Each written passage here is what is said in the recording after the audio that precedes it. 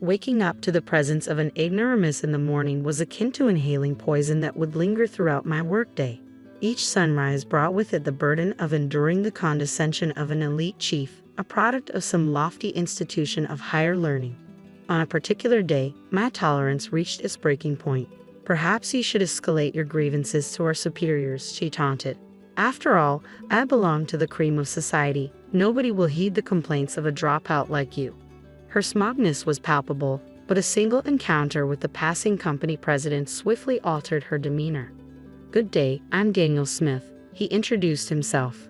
"I landed a sales position at this company's branch straight out of high school. My father's motorcycle accident left him incapacitated, rendering him unable to provide for our family.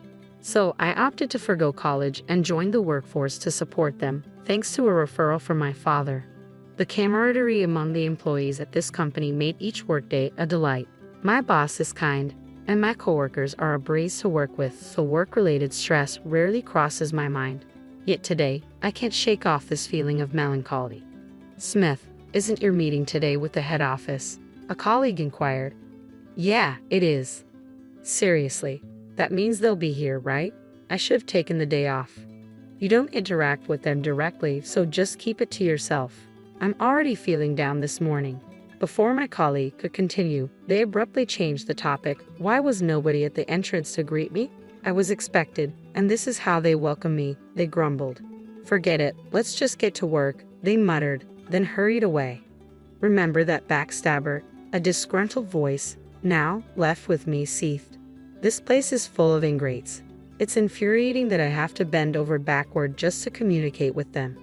I sincerely apologize. I didn't anticipate your early arrival." She's Manager Jones, frequently commuting from headquarters for meetings and such.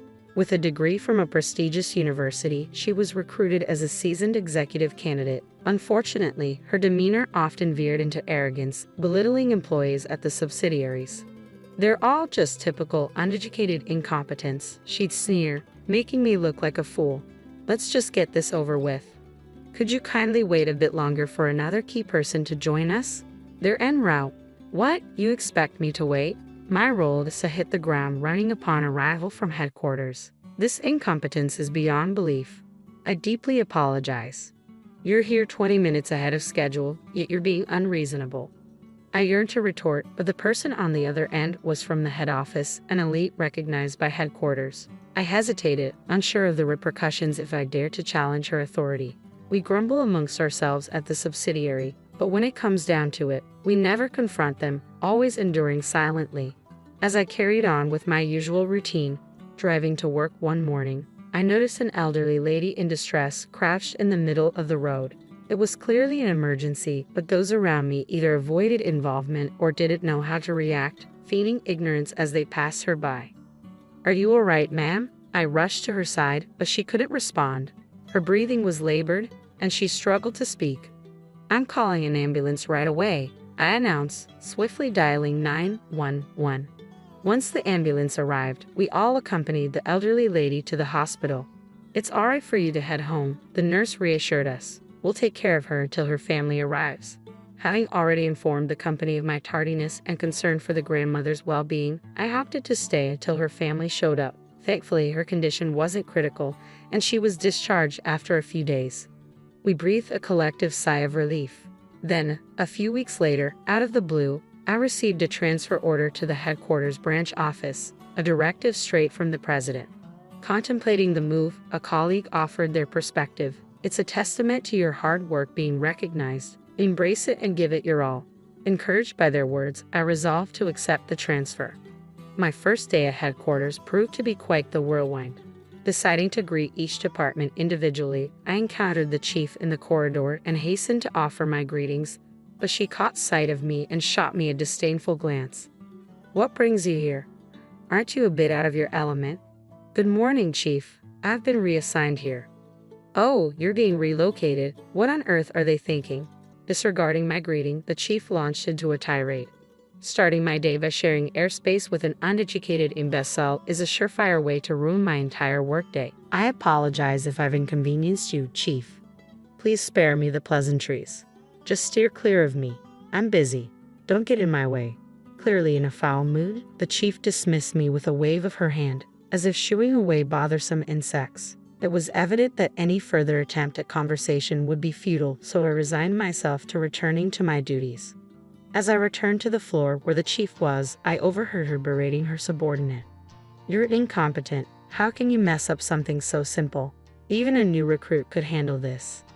"I apologize, colleague." The employee, visibly distraught over her mistake, clenched her fists, lowered her head, and endured the scolding. "If this is how it's going to be, I'd rather have someone else working for me than you. You're no longer of any use to me.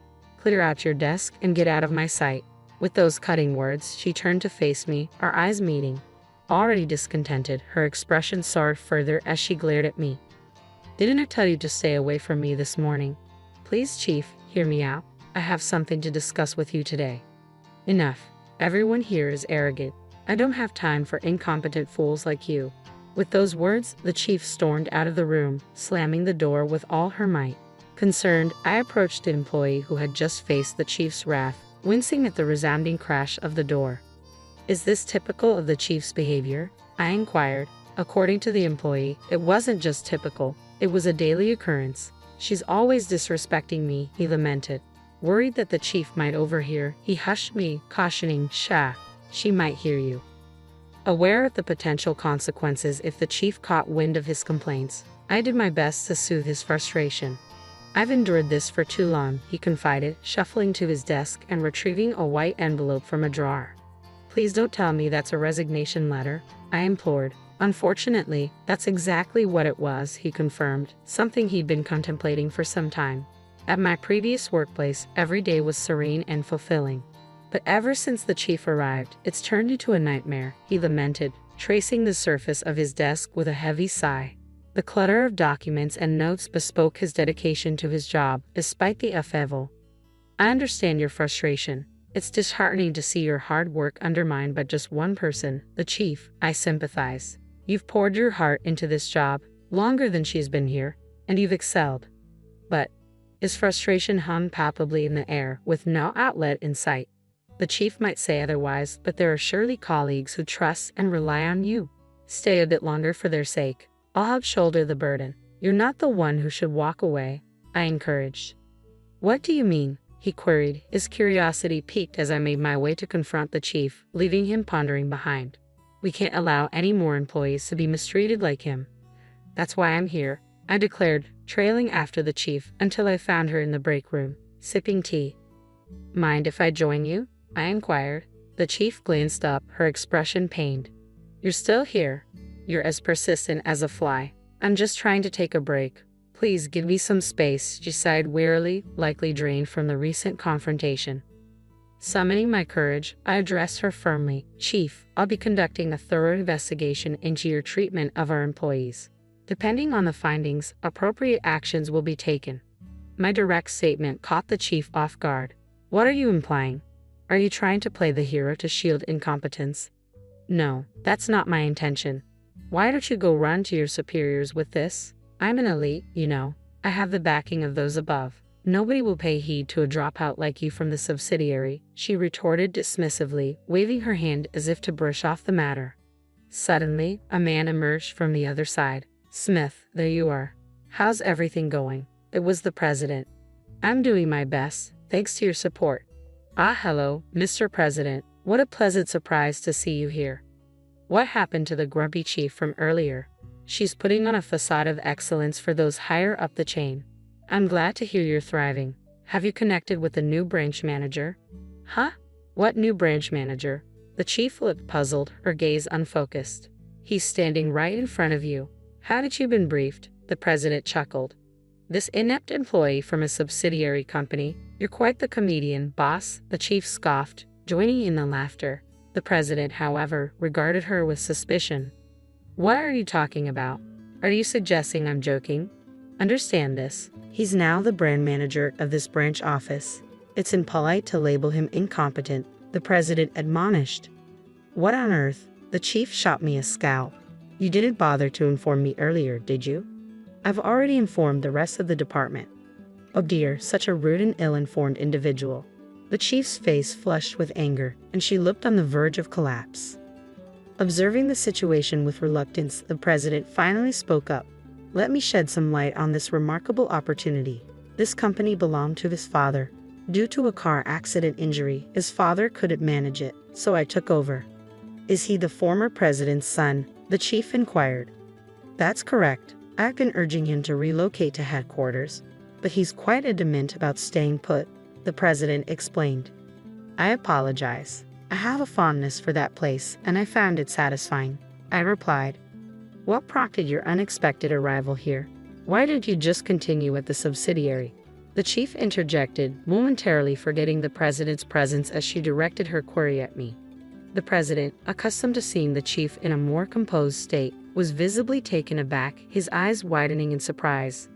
I made a heartfelt plea to him. He's my mother's savior, her benefactor, I clarified.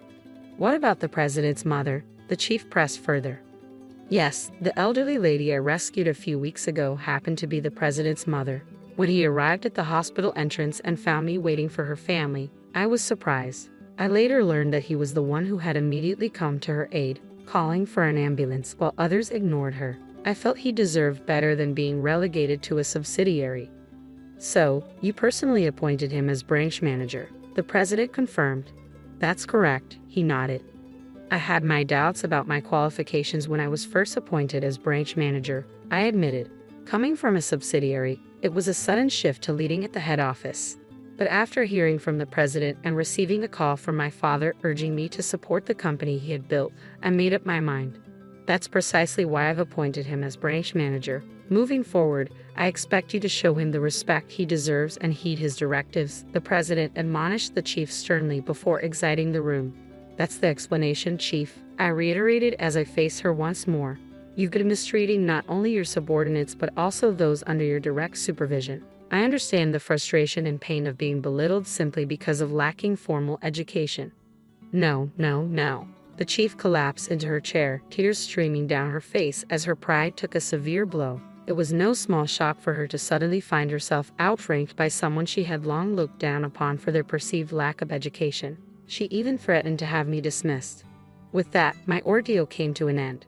The following day, a comprehensive investigation into the chief's conduct was conducted. Numerous employees and subordinates came forward with accounts of her egregious behavior. As a result, disciplinary action was taken. Upon receiving the news, the chief left the company without a word, her spirits seemingly drained. The chief appeared visibly distraught. Considering her high self-esteem, it was understandable. By the way, are you certain you want me to replace the chief? I inquired. I have full confidence in you, the president affirmed. With the chief dismissed, he appointed the individual who had previously endured her wrath. This employee had a long tenure with the company and showed unwavering dedication to their work. Naturally, I had thoroughly vetted his past performance, knowing he had first-hand experience of the frustrations and mistreatment under former Chief Jones. I knew he wouldn't repeat the same mistakes and would prove to be a compassionate leader who understands his employees' feelings, I explained. As for myself, I endeavored to approach my role from the perspective of the employees, not solely as a branch manager.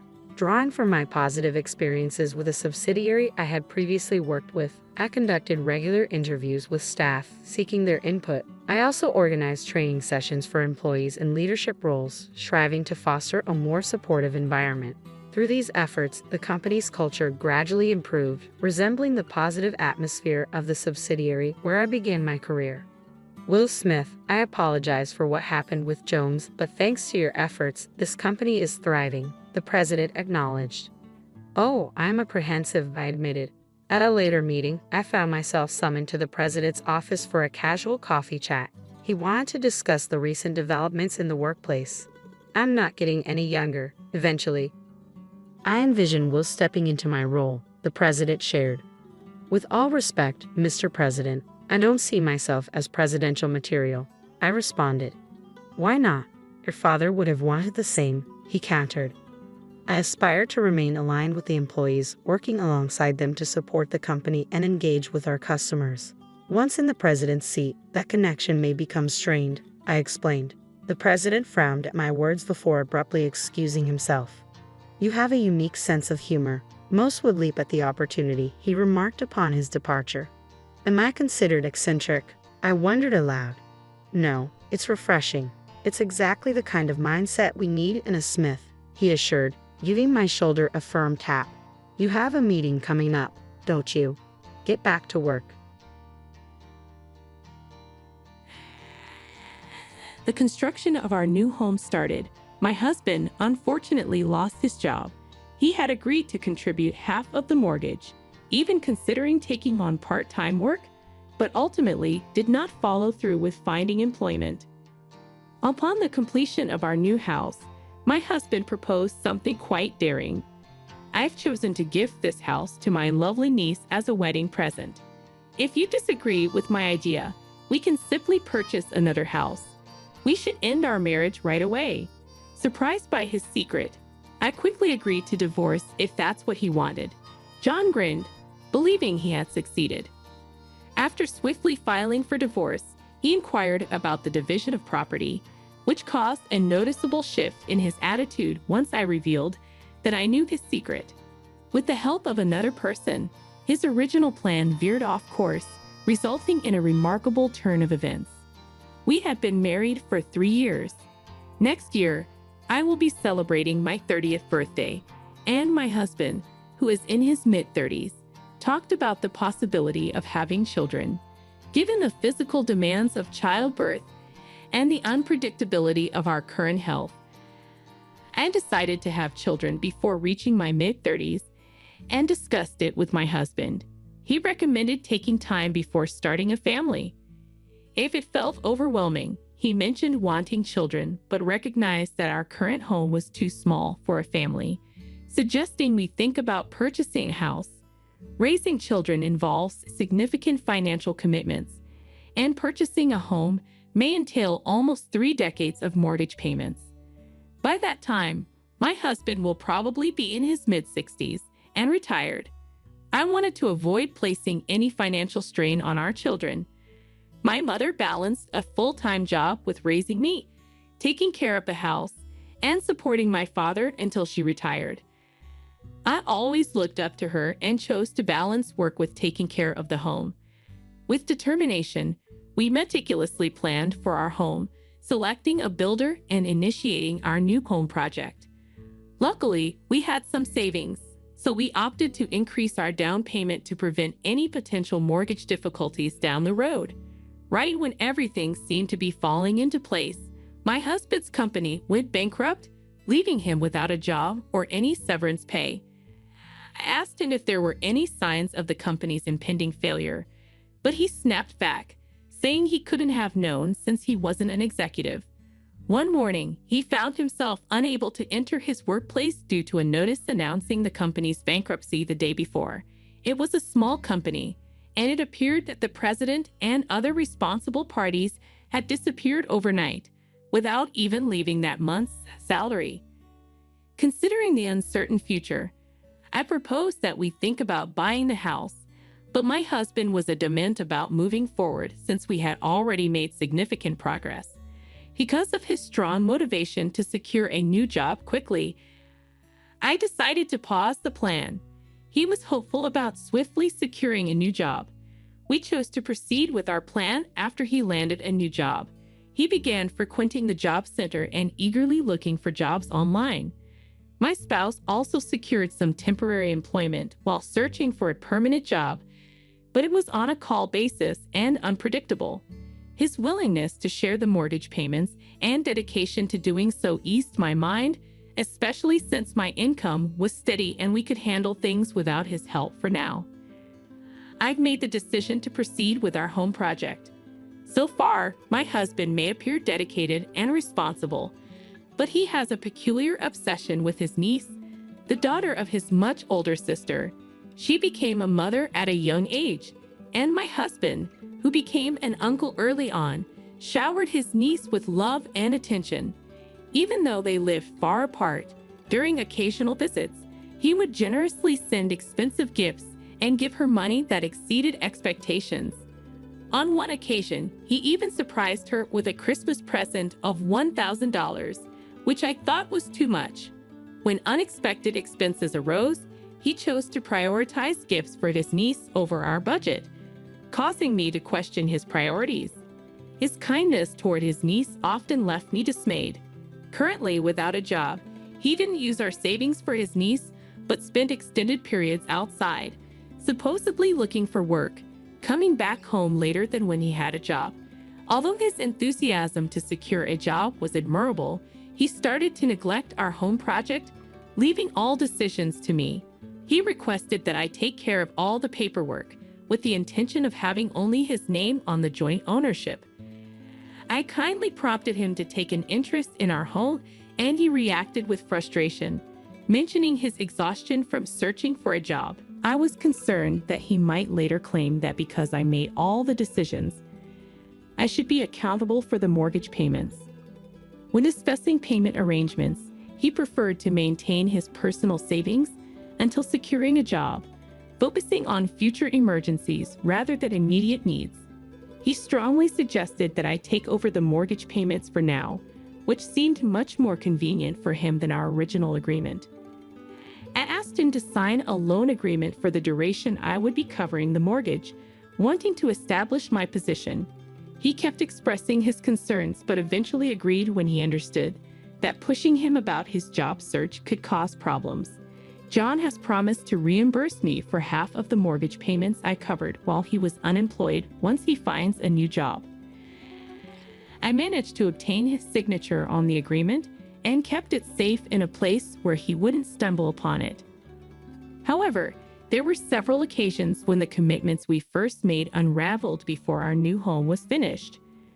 First, John, who had mentioned he would secure a job swiftly and wouldn't be selective, struggled to find employment as the completion of our new home neared.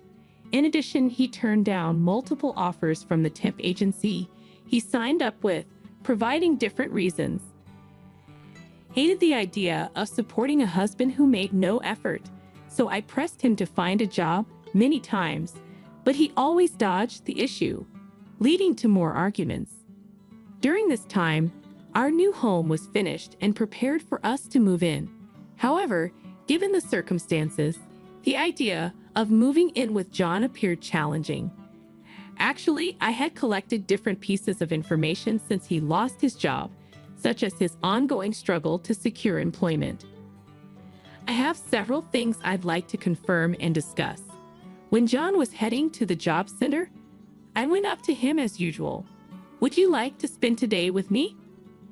I mentioned to him that there was something important I wanted to discuss. John attempted to steer the conversation away, emphasizing that securing a job was his main focus. He suggested discussing it later, pointing out that skipping a day at the job center wouldn't make a difference, especially since it was uncertain if he had any interviews lined up. I stood my ground, insisting that he pay attention to me. John made a bold statement. "A nagging woman isn't cute. You know what? Hey, I have something to share with you as well." I thought I could be patient, but since it's positive news, now is the perfect moment. My niece is getting married, and I've chosen to gift her the new home. We can divide the mortgage and continue making payments jointly. I was surprised by his generous gestures towards his niece in the past, but giving her a whole house, why did he decide on something so important without talking to me beforehand? This was the first time I heard about his niece's upcoming wedding. I haven't consented to this. Is this a decision you can make independently? Inquired further. After that, John threatened divorce if I disagreed.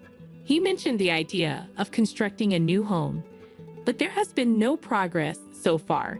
He was unable to find a job. However, he continued to make vague commitments about securing employment. Although his words seemed believable, his behavior did not align. I chuckled in amazement at his words, as I had already expected his outlandish idea of giving a whole house to his niece.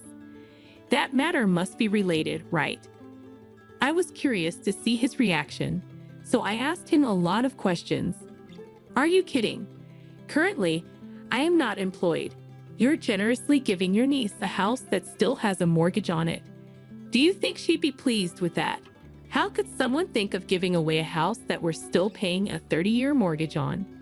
Furthermore, presenting a house with an outstanding mortgage as a gift for a celebration appears to be transferring a significant financial responsibility, which is quite shocking.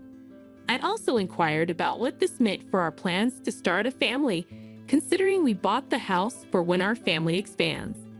John confidently replied to my questions, stating he wouldn't be affected by a divorce. He'd avoided answering my questions and only mentioned the possibility of divorce without providing any explanation. It felt like we were from different worlds, making conversation nearly impossible. There were several topics I had planned to talk about, but it turned out that John was more difficult than I had expected. I was considering discussing divorce, so I quickly agreed to his suggestion. If you agree to my terms, including leaving the house and finalizing our divorce, I will listen to anything, John said.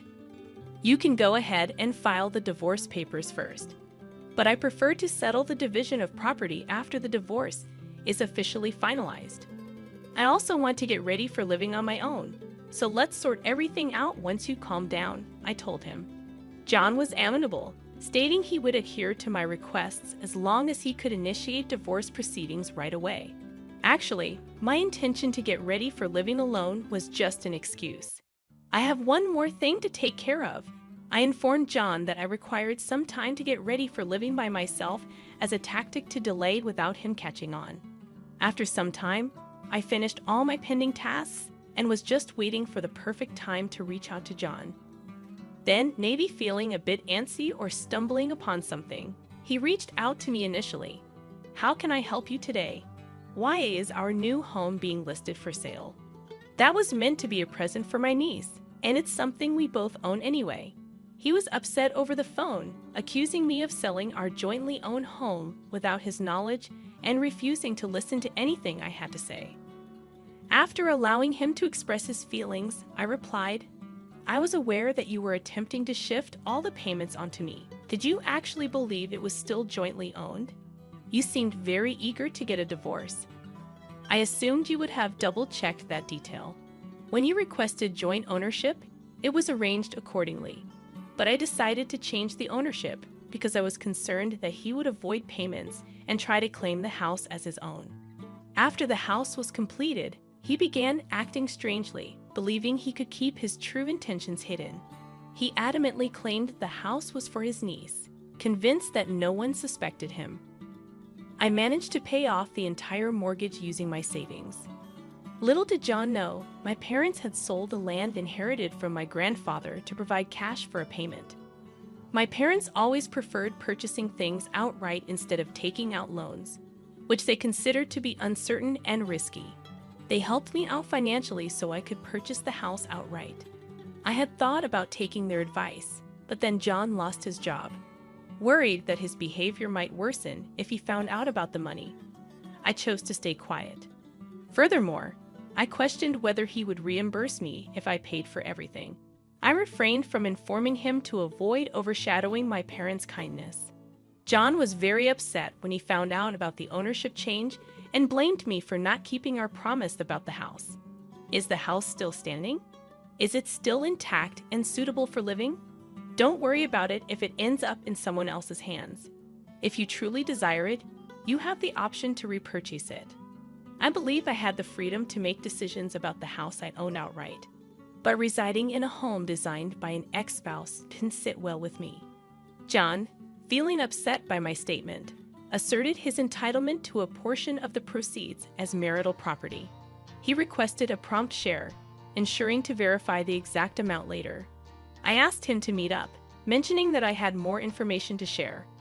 Arriving early at the agreed-upon location, I waited for him.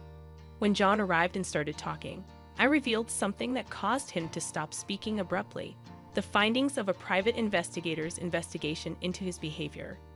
The report contained evidence of his extramarital relationship, featuring prominent photos of him kissing another woman in public, dining out at upscale restaurants, and entering hotels. It was mentioned that even though John had initially searched for a job after losing his job, he eventually started meeting the other women frequently, stating that he was single and having difficulty finding work because of the recession, which made her feel sympathetic towards him. He appealed to her sympathy and persuaded her of his financial struggles, which ultimately led her to provide him with financial assistance, behaving in a way similar to a con artist proposing marriage. I felt unwell upon discovering that he had intensified divorce discussions due to his frustration with various issues, such as the mortgage and his lack of empathy. The other woman was more accommodating and understanding, making it easier for him to control her compared to me, intending to replace me with her. The tale of giving the house was simply a strategy to speed up our divorce, an excuse he believed he could use if I declined. However, he was incorrect in believing he had influenced me. Actually, I was the one behind it all. I decided to hire a private investigator after noticing John's unusual actions and learning about his unfaithfulness. His reason for giving the house to his niece caught me off guard, but I had already made up my mind to divorce him when I found out about his affair. I wanted to chat about this issue with John before we settled into our new place. At first, I intended to talk to him about his unfaithfulness and let him know that I wanted a divorce. Despite his irrational behavior, I noticed he was unable to engage in a reasonable conversation. I chose to let him believe he was in control while I strategized my next moves behind the scenes. I confronted John with all the evidence I had gathered. I have concrete proof of your affair. Given all this evidence, it's impossible to argue your way out of it. I will be seeking compensation from you. You were aware but chose not to speak up. What sort of person does that make you, choosing to remain quiet about your spouse's unfaithfulness? Hey there, was it you who betrayed me? John's assertion of being a cherished husband was quite ridiculous, prompting me to scoff in response. He tripped over his words before reiterating his claim to a portion of the assets. That's when I decided to reach out to John's father as a final option. I let him know that John was requesting a division of assets. John began passionately explaining why I should include his father. But when I mentioned his father wanted to talk to him, he stopped abruptly. I handed the phone to John on speaker so he could hear his father reprimanding him. His father reprimanded him for his behavior, questioning how a man in his 30s could act so shamefully, and criticizing him for causing family breakdown while still demanding a share of assets. John has always had a challenging relationship with his father, finding it difficult to stand up to him since he was young. His father strongly dislikes dishonesty, especially when it involves hurting or deceiving others. After John proposed to divorce, I quickly reached out to John's father for advice, seeking assistance if I couldn't resolve it on my own. He encouraged me to leave my cheating husband and assured me he would talk to John. However, I had many things I wanted to say to John myself, fearing he might run away if his father intervened. I chose not to speak. I wanted time after our divorce to coordinate with John's father and make sure John didn't find out about the house sale. Additionally, I wanted to clarify John's relationship with his niece and decided to call John's sister while John's father was present. I directly inquired whether her daughter had ever received expensive gifts or large sums of money from John, and she answered in the negative. John's sister noted that whenever John was invited to birthday parties, he always showed up without bringing any gifts, just inexpensive cars. My niece was completely unaware of the supposed marriage or the house gift, and she found it ridiculous and unwelcome. John's father and John's sister were also unaware of John's supposed affection for his niece. Where did all the money John said he spent on his niece disappear? John's sister proceeded to share important details about John's history. At the age of 20, he was detained during a police raid at an illegal casino. Confronted by his father's disapproval, John begged his mother to keep it between them, confessing to trading valuable items for money. Despite his pledge to stop, his addiction appeared to be pathological. John's father noticed some missing items from their storage and decided to address John's gambling habits while expressing concern for his niece. Are you using your niece as a cover for your gambling? Despite being unemployed, you still engage in gambling.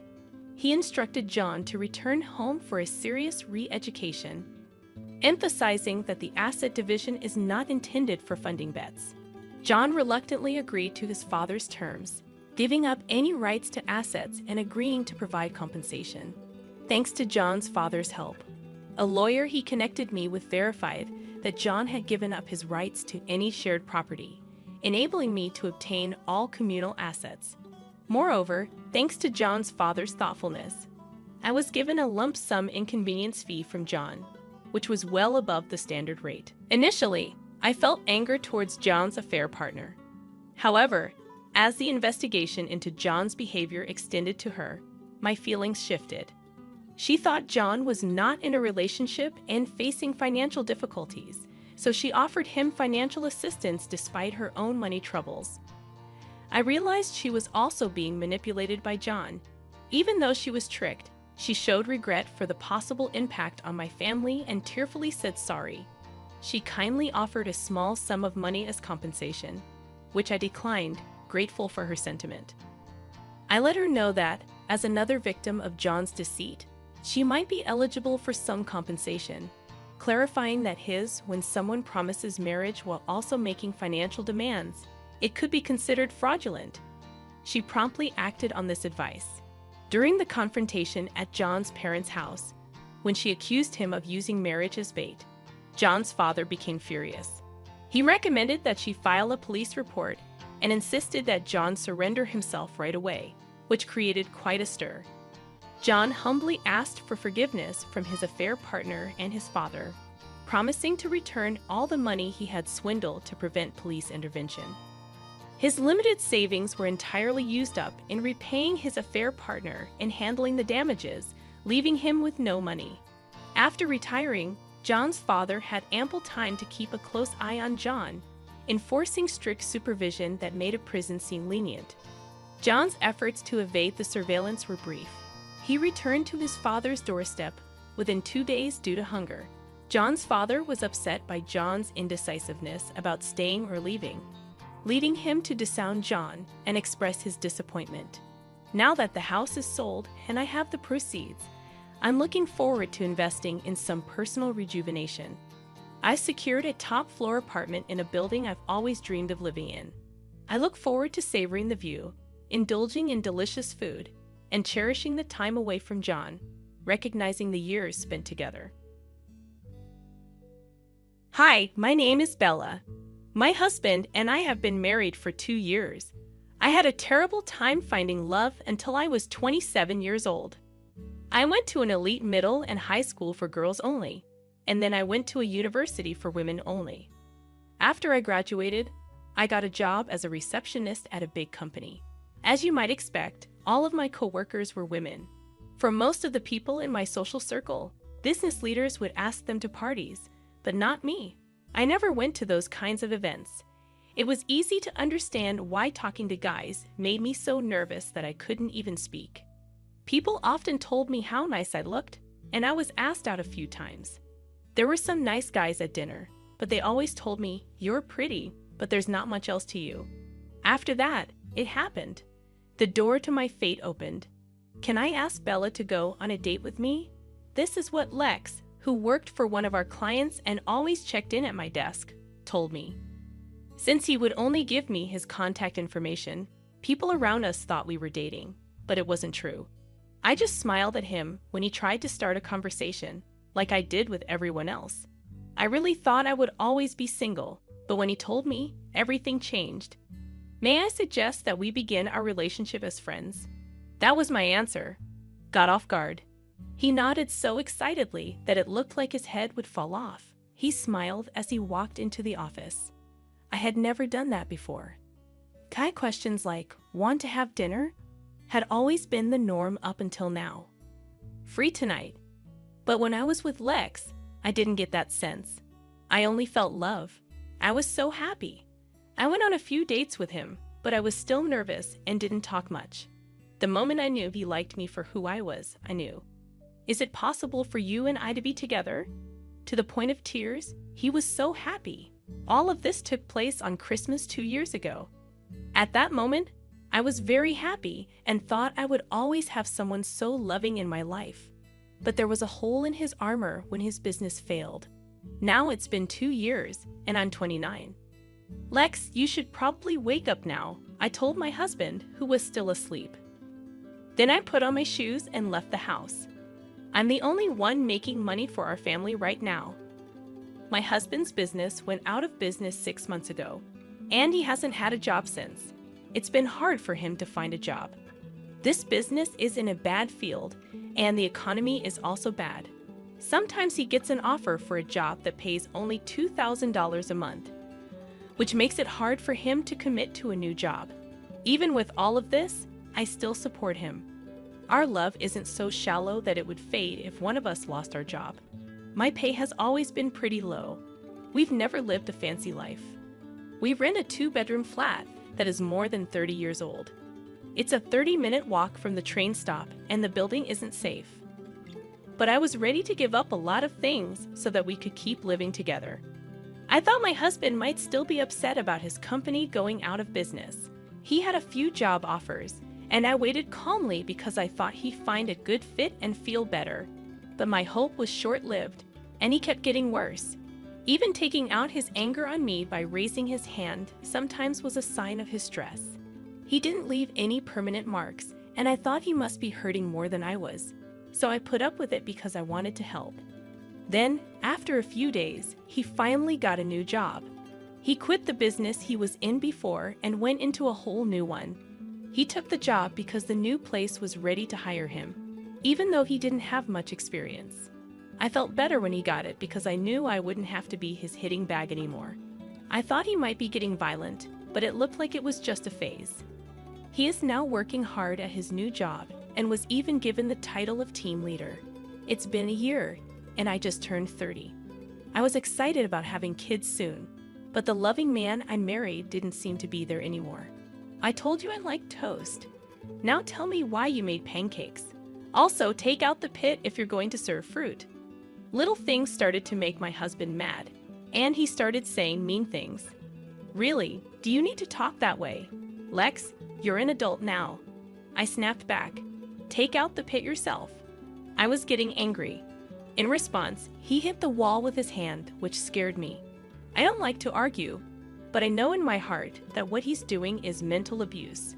Recently, I've tried not to upset him, but we've been fighting a lot, and I'm tired of it.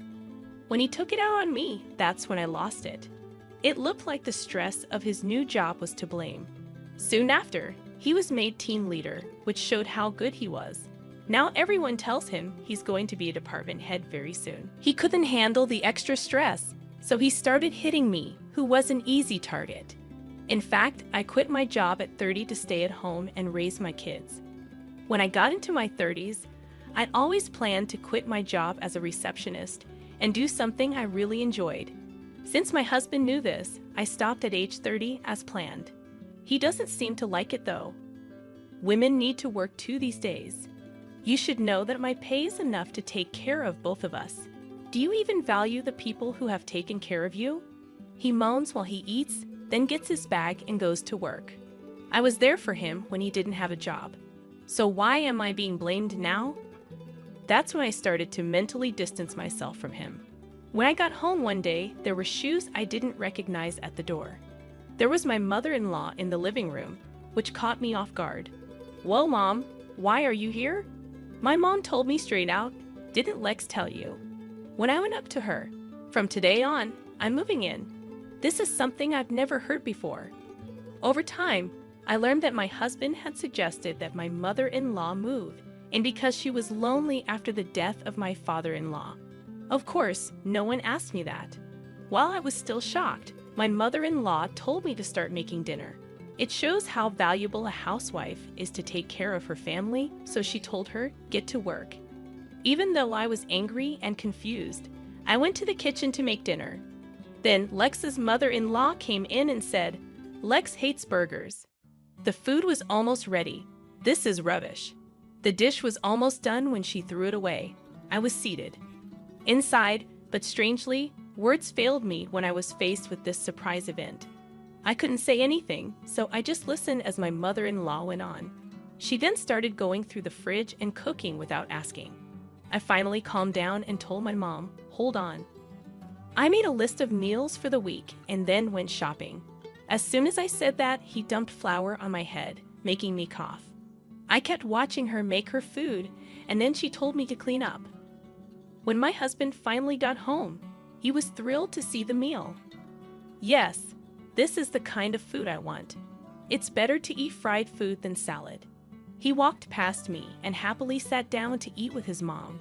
My heart felt like it had been smashed and black ink had been dropped on it at that moment. Following that, my mother-in-law continued to bother me every day, and my husband continued to hurt my feelings. I felt like I didn't belong in this house, and even though my husband wanted to be close to me, I couldn't because of the situation. As a 30-something woman, I have been putting off having a child because I don't want to have a kid with this abusive man. The last straw finally broke. My wife's mom asked me to take her to the hospital because she was sick. Even though I didn't want to be with her, I had to take her to the hospital, even though I didn't want to. But when I went to get her, a social worker told me to go to a different room. She told her, "You must be having a hard time taking care of the kids and doing all the housework by yourself. But taking it out on your husband and mother-in-law isn't good." It turns out that my mother-in-law was saying that I hurt her when I fell. Even worse, she had been to the hospital more than once and asked about me each time. It looks like she picked today to deal the last hit. The social worker blamed me because she didn't know the whole story. You should look out for kids and old people more. During that time, our family hasn't had any children. When I was told I might need psychological help, I had had enough. You broke my rights, so I'll sue you. It's not you who is being mistreated here, it's me. I showed proof that my husband abused me and that my mother-in-law burned me on purpose. The social worker said she had to check with my mother-in-law, but I told her no and left the hospital by myself. Soon after, my husband and mother-in-law came home. My husband heard from my mother-in-law that I was mean to her. My husband shook his head and said, "You're leaving me, you parasite. How dare you leave my mother? What kind of lie did my mother-in-law tell you?" Based on her fake tears, I think she did it again. I was sick of telling her she was wrong, so I left the house without noticing either of them. I didn't go home that day. Instead, I stayed the night in a work hotel. I was lucky to have my wallet and cell phone with me, and it was easy to find a charger. I chose to avoid both of them for a while and not go back home. But as I walked by the house one day, I saw a woman in her 50s who lived across the street from our apartment. I was beginning to worry. "I haven't seen you around." She also told me that your mom told her that you and your husband are going on vacation for about a week. When I heard that, I couldn't help but laugh out loud. Then I asked myself, if not now, when? I called the moving company right away and asked them to help me move out as soon as possible. It was a little more expensive, but I didn't have much stuff, and the movers were able to get it all to my parents' house in just 3 days. Let's see how my husband and his mother react, since they have no idea how much I've helped with the house. They put me down when they don't know anything about me, and I won't forgive them. After moving, I went back to my parents' house because their house was empty. After a few days, my husband called me. "Where are you, Bella? There is no one in your room." When my husband found out what was going on, he kept asking me where I was. I told him, "Not your business. By the way, I've already filed for divorce because you've said you wanted to do it before. Sign them and send them in." After I hung up the phone with him, I stopped calling his number. After that, my life became peaceful.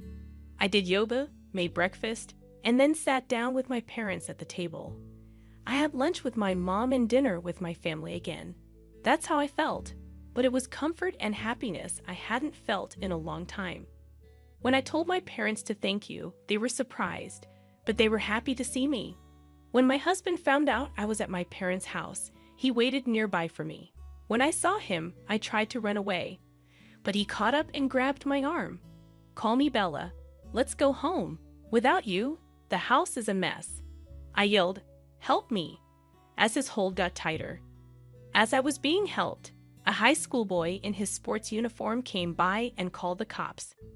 A businessman nearby also helped. Since the cops were there, my husband quietly left. But as expected, my angry mother-in-law stormed into my parents' house. "How dare you make fun of my son in public? Oh, you and your family are a shame. Finally, I stopped my dad from going up to them and told him, while I was doing that, my mother-in-law was outside our house making threats and even talking about defamation lawsuits. Dad was about to lose it and talk to her about it, but I stopped him. Okay, I'm ready to settle this. I called my husband, who was standing next to my mother-in-law when the call came in. He told her straight out, I know you're cheating, and I have proof. I'm going to sue you for abuse and get money when we get divorced. My husband became scared when he heard this. After hearing rumors that he was going to a hotel with a coworker, I actually paid a detective to find proof of his cheating. I had a lot of proof. I even went to the hospital and got a note saying I was healthy in case they tried something. I had also recorded talks in case I needed proof. I was going to talk to my husband and his mother about it when I was ready mentally, but I'm not going to be quiet when they insult my parents. My mother-in-law has also been stealing money from my pocket. I've heard that the house is in terrible shape and even smells bad since I left. People in the neighborhood are complaining, right? My husband didn't know what to say. A friend told me this story. They said my husband and his mother were not in town. It looks like they haven't been doing simple things like picking through the trash, and the house has become a dump. Besides that, I heard that the property management gets reports every day about the loud fights they have. Now my husband might understand how much I help the family and want me to return, but it's too late. I'm not coming back to live happily ever after with your mom. After I said that, I put the phone down. Soon after, my wife's mom tried to break down my front door. They were both arrested after I called the cops. After the fact, my neighbor told me that they hadn't taken care of any of the complaints through the management business. The drama finally got so bad that it cleared out the whole apartment building. The management finally went to court against both of them for not paying rent, ignoring complaints, and making business difficult. They were being sued for money damages. They were finally told by the court to leave and pay money for harm. They can't rent anywhere now because they're on a list of people who can't rent. It turned out that the rent wasn't paid because my husband made a mistake at work that cost a lot of money and caused him to lose his job. He quit his job and moved far away because he couldn't find another place to live in the area. He then ran into another problem when he tried to find new work. He became homeless, which made his mother steal from stores. She was arrested for hitting a store worker who tried to talk to her. I read about this in the news online. I have no idea what comes next, and I don't want to know. When I got divorced, I started working at the coffee shop of my dreams. Someone I work with who is 5 years younger than me and I became friends. I got married again when I was 34.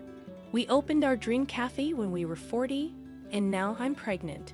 I'm pregnant at a late age, but I've never been happy.